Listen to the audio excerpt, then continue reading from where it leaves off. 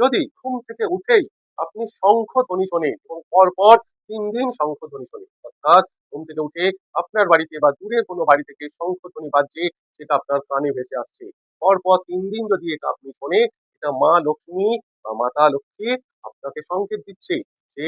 আপনার জীবনের খারাপ সময় এবার চলে যাবে, অর্থাৎ আমি তোমার বাড়িতে আসছি, তোমার দরজায় আসছি, তুমি আমাকে ওয়েলকাম করো। এছাড়াও সবথেকে এটা পজিটিভ, সেটা হচ্ছে আপনার ঘরে যদি কালো পিঁপড়ে হঠাৎ নজর আসে এবং সেই কালো পিঁপড়েগুলো সারি বেঁধে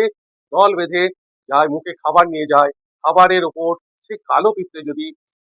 পড়ে, অর্থাৎ খাবার খেতে থাকে বা খাবারের কোটোর মধ্যে সেই বড় কালো ড্যাঙর পিঁপড়েগুলো যদি ঢুকে যায়, জানবেন সে কাকতালীয় ভাবে আপনার জীবনে চেঞ্জেস হতে চলেছে। আপনার সেই পরিবারের সেই ঘরে কোনো সদস্যের বা